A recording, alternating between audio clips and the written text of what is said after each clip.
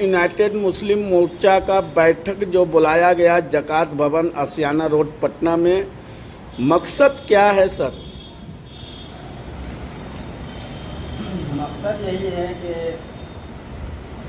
संविधान की धारा 341 पर जो 10 अगस्त 1950 को बंदिश लगाई गई,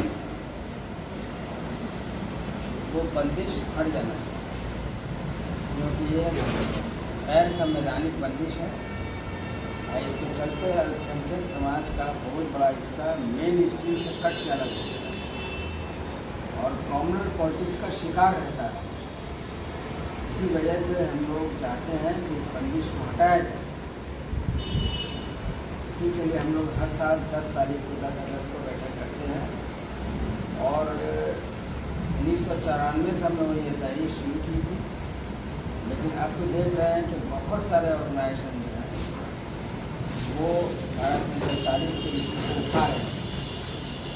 पटना में कई जगह मीटिंग रखा है लोगों ने, दिल्ली में मीटिंग रखा है लोगों ने, लखनऊ में मीटिंग है कई जगहों पर। इतनी तो हमको जानकारी है, जबकि जब हम लोग इसको 1994 में लेके चले गए तो बिल्कुल समझिए अकेले थे, कोई जानता भी नहीं था धारा 347 क्या होती है, इस पर राष्ट्रपति अध्यादेश जो 1950 को लागू हुआ और कब लागू हुआ, क्या आदेश में लिखा हुआ है। और उसके बाद दलित मुस्लिम वर्ड को कोई जानते ही नहीं थे, जिसको हम लोगों ने इंट्रोड्यूस किया। तो इतने दिनों की मेहनत के बाद अब ये मामला सामने लग रहा है कि आ रहा है। वैसे तो बहुत सारे जगहों पर रिकमेंडेशन हो चुका है इसका, लेकिन अब ये सुप्रीम कोर्ट में पेंडिंग में पड़ा हुआ है। हम तो सरकार से कहेंगे आपके माध्यम से इस इशू को अब पूरा करवा दिया। अगर मोदी सरकार इसमें पहल करती है और संविधान की धारा 341 से मजहबी कैद हटाकर दलित मुसलमानों को शेड्यूल कास्ट का दर्जा दिलवाती है, तो हम तो अपने लोगों का मन का मिजाज बदलेंगे तो वो मोदी सरकार को राजनीतिक शक्ति दे। ये हम भी पहल करेंगे, लेकिन इस पहल के लिए पहले तो जो अल्पसंख्यक समाज है उनको मोदी सरकार की तरफ से ये तोहफा तो मिल जाए, उसके बाद ही उनका शुक्रिया अदा करेंगे, उनको राजनीतिक शक्ति देंगे। लगातार 1994 से सर इस मिशन को आप लेके चल रहे हैं। 341 को इसी पर तमाम बैकवर्ड तमाम मुसलमान हो, दलितों की बात हो, गरीबों की हो, तमाम मुद्दों को लेकर आप चलते हैं सर। इस प्लेटफॉर्म पर क्यों नहीं आ जाते हैं सब? इस प्लेटफॉर्म पे एक क्यों नहीं हो जाते हैं? देखिए, यूनाइटेड मुस्लिम मोर्चा जो हम लोग बनाया ये इशू को उठाने के लिए बनाया। इसमें न तो हमको किसी से भेदभाव करना था, न किसी तरह का तफरका पैदा करना। हमने तो इस संवैधानिक इशू को उठाया कि संविधान में इस तरह का गैर संवैधानिक एक्शन हुआ है, तो ये इंसाफ लोगों को मिलना चाहिए। शुरू में जब हमने बैकवर्ड मुस्लिम मोर्चा बनाया था उस पर बहुत कंट्रोवर्सी पैदा हुई, लेकिन जब लोगों के समझ में आ गया कि डॉक्टर एजाज अली किस डिमांड को लेकर खड़े हुए हैं, उसके बाद से लोगों ने कंट्रोवर्सी कम से कम कर दी। अब तो ये देखिए कि जमात उलमा हिंद इसको उठाती है, जमात इस्लामी इसको उठाती है, और जो दीगर तंजीमें हैं जो ख़ास करके दिल्ली बेस्ड है वो सब इस इशू को उठाती हैं। इसमें कहाँ कहीं पर कोई बैकवर्ड प्रोडक्ट की बात है।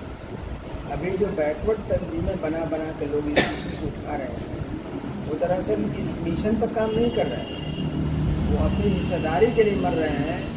तो उसके लिए कोई ना कोई इशू को उठाएंगे ना। उनको ये इशू लगता है कि इससे हमको हिस्सेदारी मिल जाएगी, क्योंकि इसी इशू की बुनियाद पर डॉक्टर एजाज अली को मौका मिला पार्लियामेंट में जाने का। तो सब समझते हैं कि इशू उठावेंगे तो हम पार्लियामेंट हम भी चले जाए, असेंबली हम भी चले जाए। इसी के लिए लोग काम कर रहे हैं। वैसे जो भी तंजीमें कर रही हैं इसको उठा रही हैं, हम उनका शुक्रगुजार हैं, लेकिन इशू को उठाए दरमियान में तफरका पैदा करने की कोशिश न करें। दूसरा सबसे बड़ा सवाल है सर, 20 साल से डबल इंजन की सरकार है, 11 साल हमारे देश के माननीय प्रधानमंत्री को हो चुका है, उसके बाद भी दलितों को देखा जाए, मुसलमानों का आए दिन मॉब लिंचिंग हो रहा है, इस पर कंट्रोल नहीं हो पा रहा है। उसके जड़ में कॉम्युनल पॉलिटिक्स है। जब तक देश में कॉम्युनल पॉलिटिक्स होता रहेगा तब तक अल्पसंख्यकों, मुसलमानों पर और दलितों पर भी अत्याचार होते रहेंगे। 1989 में राजीव गांधी ने स्पेशल प्रोटेक्शन एक्ट बनाया था, जिसको प्रिवेंशन ऑफ एट्रोसिटी एक्ट 1989 कहा जाता है। इस एक्ट में शेड्यूल कास्ट शेड्यूल ट्राइब को शामिल किया गया, जिसके चलते जो सोशल वायलेंस उनके साथ होता था उसमें बहुत कमी आ गई। लेकिन उस एक्ट में माइनॉरिटीज़ के शामिल नहीं किए जाने की वजह कर कॉम्युनल वायलेंस का ग्राफ दिन ब दिन और बढ़ता चला गया। कॉम्युनल वायलेंस को समझिए कि जो राष्ट्रीय पार्टियां हैं उनके लिए सबसे अच्छा मसाला है। ये कॉम्युनल इश्यूज़ को उठाते हैं, कॉम्युनल वायलेंस कराते हैं और वोट का पोलराइजेशन करा के जीत के निकल जाते हैं। इनके लिए एक अच्छा मसाला ये है। इसलिए जब तक इस पर बंदिश नहीं लगेगी कॉम्युनल पॉलिटिक्स पर, तब तक मुल्क की सेहत ठीक नहीं हो सकती, मुल्क की तरक्की के राह पर उतना तेजी से नहीं जा सकता।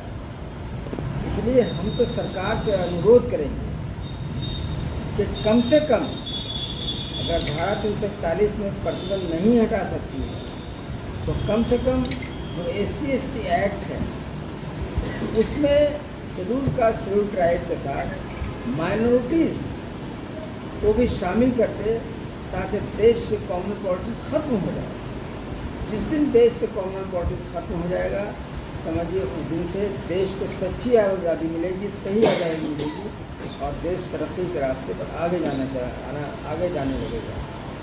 अभी जो सरकार है बार बार विश्व गुरु और न जाने क्या क्या बात करती है, लेकिन ये तभी मुमकिन है जब मुल्क से कॉम्युनल पॉलिटिक्स खत्म हो जाए। और कॉम्युनल पॉलिटिक्स ऐसे नहीं खत्म होगा, कॉम्युनल वायलेंस ऐसे नहीं खत्म होने वाला है, चाहे सोशल वायलेंस हो या कॉम्युनल वायलेंस हो। जब तक कानून नहीं बनाइएगा तब तक ये खत्म होने वाला नहीं है। क्योंकि जब नेता लोग ही कॉम्युनल वायलेंस करा के, सोशल वायलेंस करा के वोट लेने की आदत बना चुके हैं, तो ऐसे हालत में कैसे ये कम? देखिए, समाज में जो दंगा फसाद होता है या मारपीट होता है, ये समाज नहीं चाहती। समाज को इतनी फुर्सत कहाँ है कि वो दंगा फसाद करे और ऐसे मूल उसको तो रोजी रोटी या खाने पीने के फिक्र में उलझा रहता है। लेकिन ये पॉलिटिकल लोग दंगा फसाद करवाते हैं।